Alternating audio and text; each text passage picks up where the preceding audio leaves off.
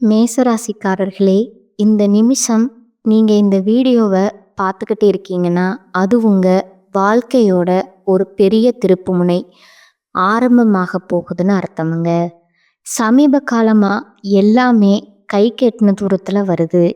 ஆனால் கடைசி நிமிஷத்தில் நழுவி போகுதேன்னு ஒரு ஆதங்கம் உங்களுக்குள்ளே இருக்குங்க.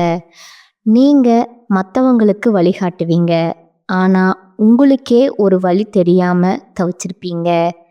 இது ஏதோ தற்செயலாக நடக்கிற தடை இல்லைங்க. இது உங்களுக்கான ஒரு பரீட்சை காலம்ங்க. ஆனால் பயப்படாதீங்க. மேச ராசிக்கு அந்த தடைகளை உடைக்கிற சாவியை இன்னைக்கு இந்த வீடியோ மூலமாக கடவுள் உங்ககிட்ட கொடுக்க போகிறாருங்க. அந்த சாவி வேற எதுவும் இல்லைங்க, உங்களோட குலதெய்வம் தாங்க. உங்கள் வாழ்க்கையில் இப்போ இருக்கிற அந்த ஒரு பெரிய கவலையை மனசில் நினச்சிக்கிட்டு குலதெய்வத்தோட பெயரை கமெண்ட்ஸில் ஒரே ஒரு முறை எழுதுங்க. அந்த ஒரு வரி உங்கள் மனபாரத்தை பாதியாக குறைக்குங்க. இந்த பலன்களை பழிக்க வைக்குங்க. அது மட்டும் இல்லாமல் நீங்கள் இன்னும் நம்ம குடும்பத்தில் இணையலைன்னா சப்ஸ்கிரைப் பண்ணி இப்போவே சேர்ந்துக்கோங்க. ஏன்னா உங்கள் முன்னேற்றத்திற்கான அந்த முக்கியமான ரகசியம் இங்கே தான் இருக்குதுங்க. வாழ்க்கையை மாற்ற போகிற இன்றைய மேசராசி பலனுக்குள்ளே போகலாமாங்க. முருகப்பெருமான என் மூச்சுக்கு துணைன்னு வாழும் மேசராசி அன்பு சொந்தங்களுக்கு வணக்கமுங்க. எல்லாரும் எப்படி இருக்கீங்க? நலம் குறைவோ வளம் குறைவோ வாழ்க்கை எங்கேயோ போகுது. ஆனால் என்னைக்கும் பயந்தது கிடையாது. நம்ம ராசிக்கு சின்ன வேணா ஆடாயிருக்கலாமுங்க, ஆனால் மற்றவங்களுடைய ஆட்டத்துக்கு அடிபணிய மாட்டோங்க. அதே போல் மற்றவங்களை ஆட விட்டு வேடிக்கையும் பார்க்க மாட்டோங்க. நியாயமாக இருக்கியா துணை வருவேன், அநியாயமாக இருக்கியா அழிச்சு புடுவேன். என்னங்க மேசராசிக்காரங்க ரொம்ப வம்பான ஆளுங்க போலையே சண்டைக்கே நிற்பாங்க அப்படின்னு சொன்னால் ஆமாம் நிற்போம் அப்படிங்கிற மாதிரி இருப்பீங்க. அநியாயத்துக்கு எதிராக சண்டை போடுவோம். போர்க்குணம் கொண்டவங்க தான். போராடியும் நல்லதை மட்டுமே நிலைநாட்டணும்னு பாடு வைப்பீங்க. எனக்கு பிரச்சனையா, பரவாயில்ல நான் சமாளிச்சுக்கிறேன்.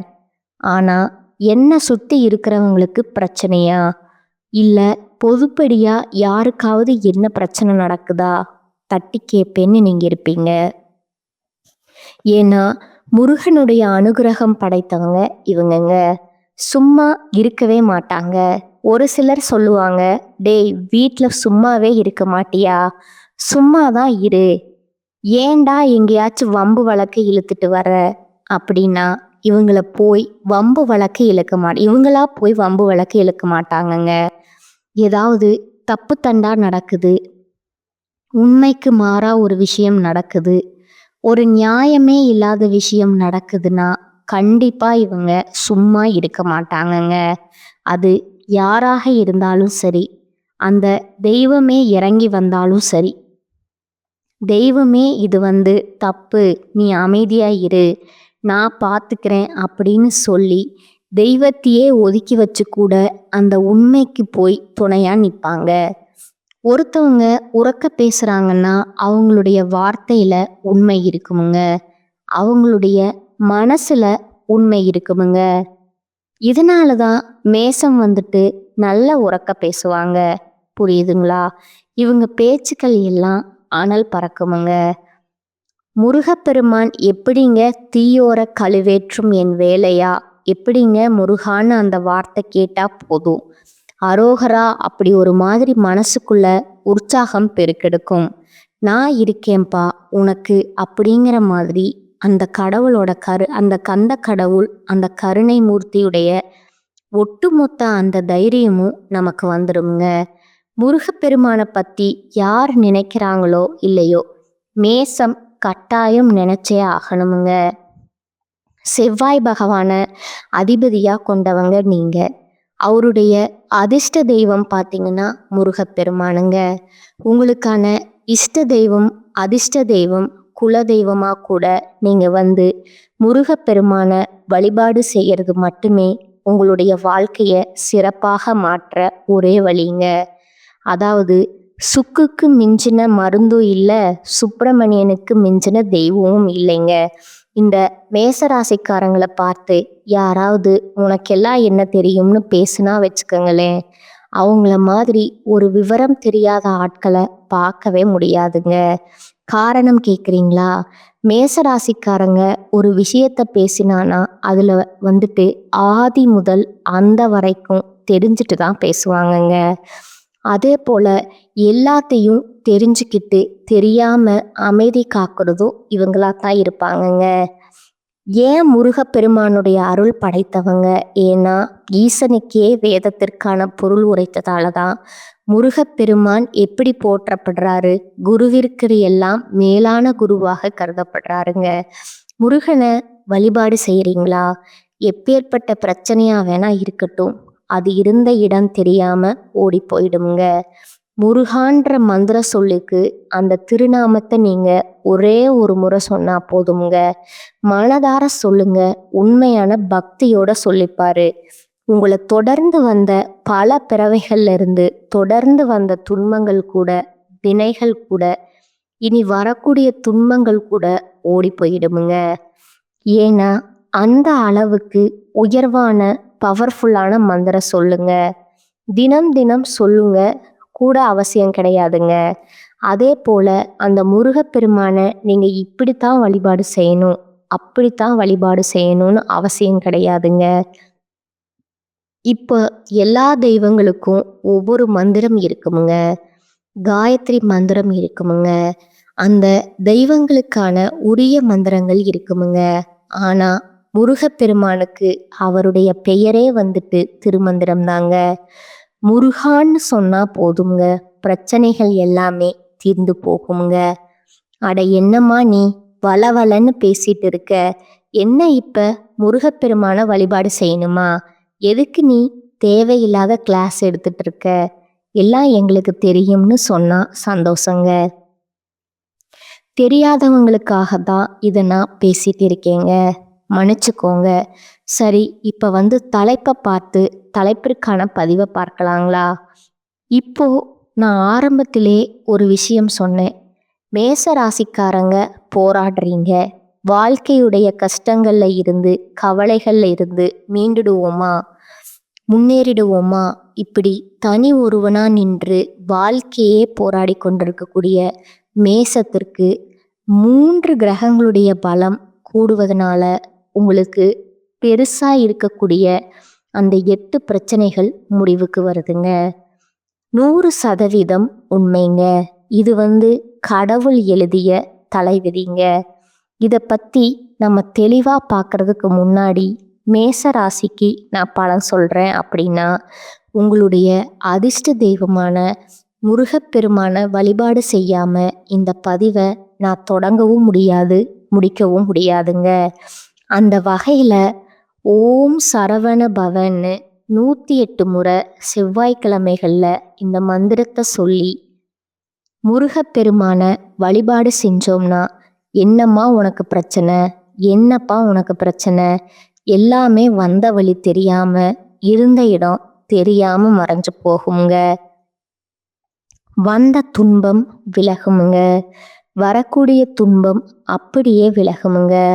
சிம்பிளா சொல்லணும்னா, ஓம் முருகப்பெருமானே போற்றி போற்றி 57 முறை, 108 முறை, 1008 முறை, உங்களால் இதில் எந்த நம்பர்ஸ் வந்துட்டு சொல்ல முடியுமோ சொல்லுங்க. நல்லத ஒரு மாற்றத்தை அந்த வெற்றிவேல் முருகன் வேலோடையும் மயிலோடையும் வந்து உங்களுக்கு அருளிடுவாருங்க. அப்புறம் ஒரு விஷயம், அந்த 54 108 சொன்னால் போதுமா? 57 முறை, 108 முறை, 1008 முறை ஓம் முருகப்பெருமானே போற்றி போற்றி இந்த மந்திர சொல்லத்தான் சொல்லணும். புரிஞ்சுதுங்களா? இது அனுதினமும் சொல்ல ஆறுமுகன் துணையோட ஏறுமுகமா வாழ்க்கை பயணிக்குமுங்க. இப்போ தலைப்பிற்கான பதிவுகளை பார்ப்போமுங்க. பொதுவா மேசம் அப்படின்னாவே என்னங்க? எண்ணற்ற நற்குணங்கள் கொண்டவங்க, அமைதியானவங்க, ஒழுக்கமானவங்க, மனிதநேயம் கொண்டவங்க, இரக்க குணம் படைத்தவங்கங்க, உண்மையின் அடையாளமா திகழக்கூடியவங்க, தர்மத்துல தலை சேர்ந்தவங்களா இருக்கக்கூடியவங்க. இவங்க மற்றவங்களுக்கு ஒரு உதாரணமா வாழ்ந்து காட்டணுங்கிறதுனால வாழ்க்கையில ஒவ்வொரு அடியுமே ரொம்ப கவனமா எடுத்து வைப்பாங்க. அதே போல வாழ்க்கையை பத்தின ஒரு தனி சித்தாந்தத்தை வகுத்து அதன்படி வாழக்கூடியவங்க இவங்கங்க. இந்த மேச ராசிக்காரங்க எப்பேற்பட்ட உயர்வான குணநலங்கள்னு பார்த்தீங்களா? இப்படிப்பட்ட மேசம் ஏன் கஷ்டப்படுது, ஏன் தத்தளிக்குது, தவிக்குது, யாரு ஏன் துணை இல்லாம போறாங்க, ஏன் தனியா நிக்கிறாங்க, இவங்க அதை சொல்லிட்டேனே. நல்லவங்க வல்லவங்க இந்த கலியுகத்துல எங்க தனியா தான் நிக்கணுங்க. பொய், சூதுவாது, பித்தலாட்டம், ஏமாத்துறது இவங்க எல்லாம் தான் ஒத்துமையா இருக்காங்க. இந்த சிவாஜி படத்துல ரஜினி சார் சொல்லுவார் இல்லைங்களா, பன்னிங்க தான் கூட்டமா வரும், சிங்கம் சிங்கிளா தான் வரும். அப்படித்தான் மேசம் வந்துட்டு ஆடுதான் சின்னம், ஆனா நம்ம முன்னாடி சொன்னதுதான் சிங்கத்தை விட மேலான ஆளுமை திறன் படைத்தவங்க. தனியா நிற்பாங்க, சாதிச்சும் காட்டுவாங்க.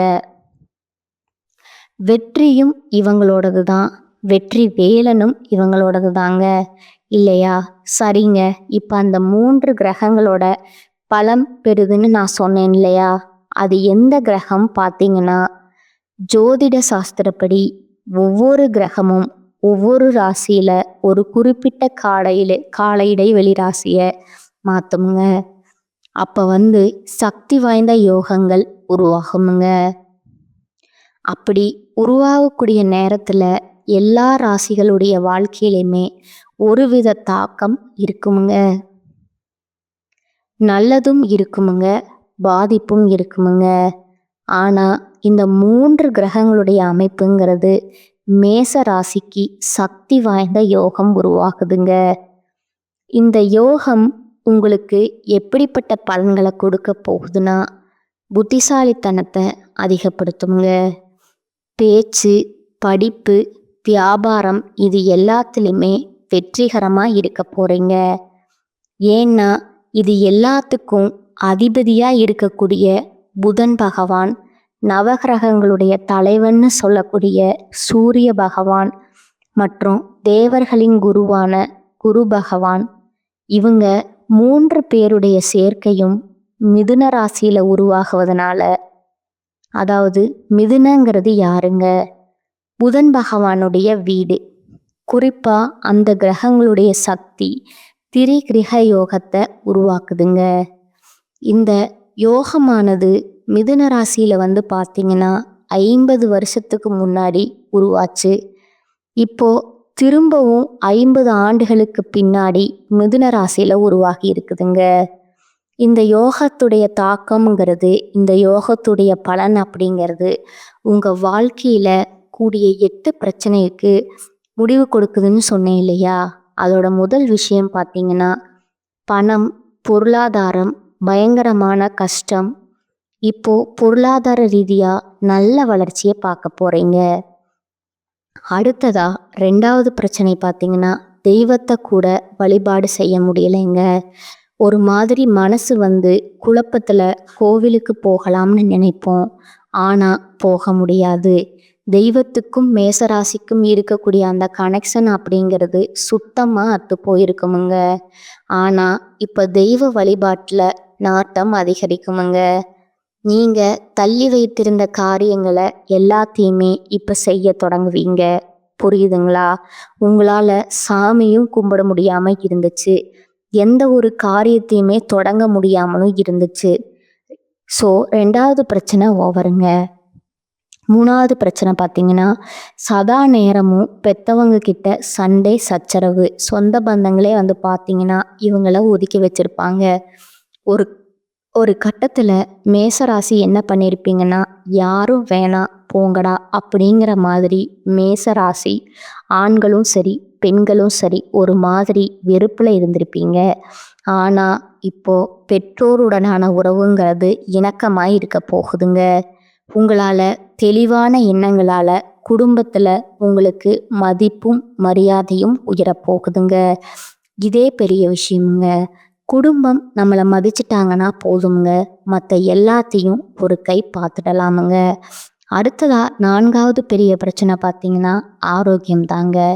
நெடு நாட்களா உங்களை வாட்டி வதைத்த உடல் உபாதைகள்ல இருந்து இப்போ முழுசா விடுபட போறீங்க. ஆரோக்கியம் சிறப்பா இருக்க போகுதுங்க. அடுத்து 5வது விஷயம் பார்த்தீங்கன்னா 5வது பிரச்சனை பார்த்தீங்கன்னா வெளியூர்ல வெளிநாட்டுல இருந்து நீங்க எதிர்பார்த்த நல்ல செய்தி வராமலே இருந்திருக்குமுங்க. நீங்களும் இப்ப வரும் அப்ப வரும்னு எதிர்பார்த்துட்டே இருந்திருப்பீங்க. அதுபோல வெளிநாடு மற்றும் வெளியூர்கள்ல இருந்து நல்ல செய்திகள் உங்களை வந்தடையுமுங்க. அடுத்ததா 6வது பிரச்சனை பார்த்தீங்கன்னா வருமானம் தான். எதை செய்தாலும் சரி நஷ்டம், தொழில்ல நஷ்டம், வேலையில நஷ்டம், இப்படி நஷ்டத்துல போயிட்டு இருந்தவங்க வாழ்க்கை இனி லாபகரமான முதலீடுகளை செய்து உபரி வருமானம் நிரந்தரமான வருவதற்கு வழிவகுத்து கொள்ள போறீங்க. வருமானத்திற்கு வழி உண்டுங்க. அதாவது தொழில் செய்றீங்களா, நல்ல லாபம் இருக்குமுங்க. அதே போல உத்தியோக பணிகள்ல இருக்கீங்களா, சம்பள உயர்வு கிடைக்குமுங்க, பதவி உயர்வு கிடைக்குமுங்க. இதை தாண்டி உபரி வருமானத்துக்கான வழியுமே இருக்குமுங்க. பணம் அப்படிங்கிறது பல வழிகளில் உங்களை வந்து சேரப்போகுதுங்க. அடுத்ததா 7வது விஷயம் பார்த்தீங்கன்னா உடன்பிறப்புகள் கிட்ட, சகோதரன் சகோதரி இவங்க கிட்ட இருந்த மனக்கசப்புகள் இப்போ விலகுதுங்க. அவங்க உங்களை புரிஞ்சுப்பாங்க. அவங்களுடைய குறைகளை நீங்க எப்பவுமே வந்து பெருசுபடுத்தினதே கிடையாதுங்க. அதே போல அவங்களுமே உங்களுடைய நல்ல மனசை புரிஞ்சுக்கிட்டு அவங்க செஞ்ச தப்பை உணர்ந்து மன்னிப்பு கேட்டு வந்து நிற்பாங்கங்க. குடும்பத்துல ஒற்றுமை பலப்படுதுங்க. எல்லாத்துக்கும் மேல 8வது பெரிய பிரச்சனை உங்களை ஏமாத்துறாங்க இல்லையா. இத்தனை நாளா அவங்க நல்லா இருக்காங்கன்னு நினைச்சிட்டு இருந்தாங்க. நம்ம இவங்களை ஏமாத்துறோம், நமக்கு இனி ஒரு நல்ல காலம்தான் அப்படின்னு நினைச்சிட்டு இருப்பாங்கங்க. ஆனா உங்களை ஏமாத்துற நொடியில இருந்தே அவங்க வாழ்க்கை நல்லா இருந்தாலும் நிறைய விஷயங்கள்ல நஷ்டத்தை பார்த்துருப்பாங்கங்க. அப்படி உங்களை ஏமாத்துறவங்க இப்போ உங்ககிட்ட வந்து மன்னிப்பு கேட்டு நிற்பாங்கங்க. இந்த காலகட்டத்துல அவங்களுக்கு நீங்க மன்னிப்புமே கொடுக்க போறீங்க. மன்னிக்கிறது பெரிய மனுஷனுடைய தன்மை இல்லையா. அதுல எப்பவுமே மேசராசி உயர்வானவங்க தாங்க. எல்லாத்துக்கும் மேல உத்தியோக பணிகள்ல இருக்கீங்கன்னா உயர் அதிகாரிங்க இத்தனை நாளா என்ன செஞ்சாலும் சரி, நம்ம நல்லதை செஞ்சாலும் சரி, அது நமக்கு கெட்டதா தான் வந்திருக்குமுங்க.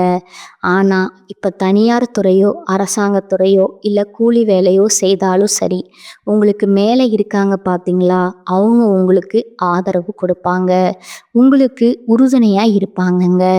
உங்களுடைய பெரும்பாலான விருப்பங்களை நிறைவேற்றி கொள்ளக்கூடிய வாய்ப்பும் கொடுப்பாங்கங்க. கூட வேலை பார்க்குறவங்க கிட்ட பொறாமை அதிகமாக இருக்குமுங்க.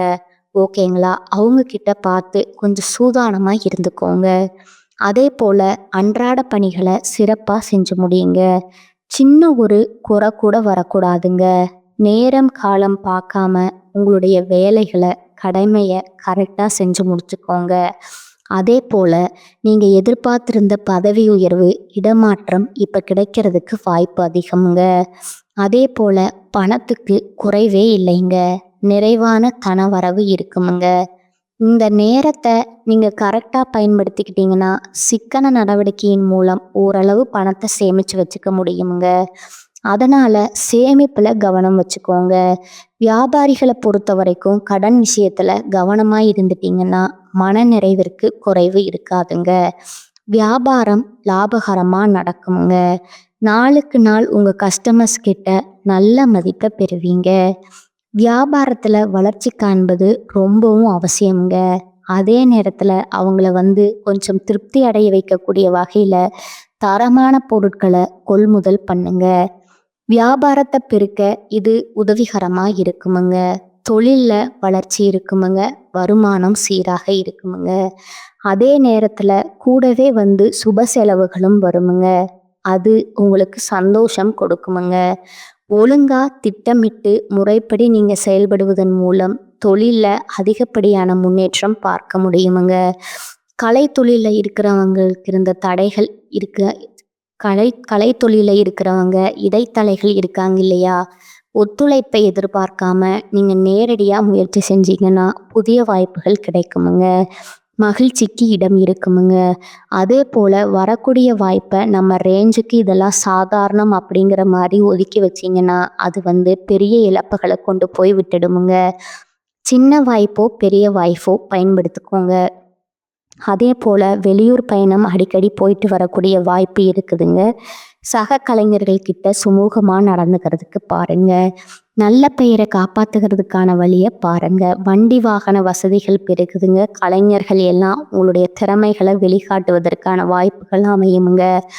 மாணவர்கள் நீங்கள் முயற்சி செஞ்சீங்க அப்படின்னா கல்வியில் நாளுக்கு நாள் முன்னேற்றம் உண்டுங்க. தேர்வுகளை அதிக மதிப்பெண்களை பெற்று உங்களோட உயர்கல்வி கனவுகள் நனவாகுமுங்க. அதே போல் இடையில நின்றவங்க எல்லாம் இப்போ தேர்வு எழுதி அதை பாஸ் பண்ணிடுவீங்க. எல்லாத்துக்கும் மேலே ஒரு சிலர் வெளிநாட்டுக்கு போயிட்டு படிக்கிறதுக்கு கூட வாய்ப்பு இருக்குதுங்க. ஞாபக மறதி, உடல் சோர்வு இது எல்லாமே முழுசாக உங்களை விட்டு போகுதுங்க. சுறுசுறுப்பாக வளம் வரப்போறீங்க. ஆனால் ஒரு விஷயத்தை மட்டும் இந்த மேசராசிக்காரங்க செய்யக்கூடாதுங்க. இந்த குளத்துல குளிக்கிறேன், குட்டையில் குளிக்கிறேன்னு சொல்லிட்டு தண்ணியில் கொஞ்சம் கவனமாக இருந்துக்கோங்க. அரசியல்வாதிகளுக்கு உங்களுக்கு சில சோதனைகள் வந்தாலும் அதை சாதனையாக மாற்றிப்பீங்க. ஏன்னா உங்கள் மனசு உறுதியாக இருக்குமுங்க. இத்தனை காலமாக எந்த அளவுக்கு பொறுமையாக இருந்தீங்களோ இதன் காரணமாக தலைமை கிட்ட பேரன்பையும் நன்மதிப்பையுமே பெற்று வச்சிருப்பீங்க. இது அசைச்சு பார்க்குற மாதிரி சில சோதனைகள் வருங்க. அதுக்கு இடம் கொடுக்காதீங்க. மனசை அலைப்பாய விடாதீங்க. யாருடைய ஆசை வார்த்தைகளுக்கும் மயங்காதீங்க.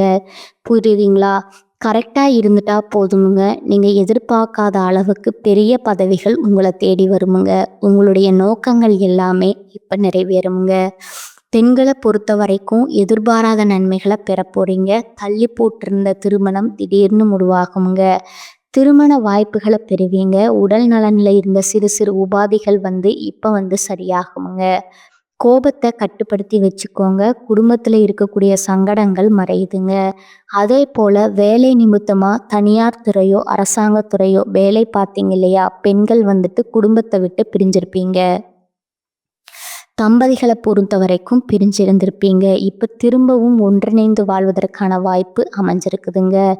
இப்போ வரைக்கும் பார்த்து மேசராசி செய்ய வேண்டிய விஷயங்களும் கவனமாக இருக்க வேண்டிய விஷயங்களையும் பார்த்தாச்சுங்க. இப்போ முழுசாக உங்களுக்கு எந்த மாதிரியான அதிர்ஷ்ட பலன்கள் கிடைக்க போகுதுன்னு சொல்லட்டுமா?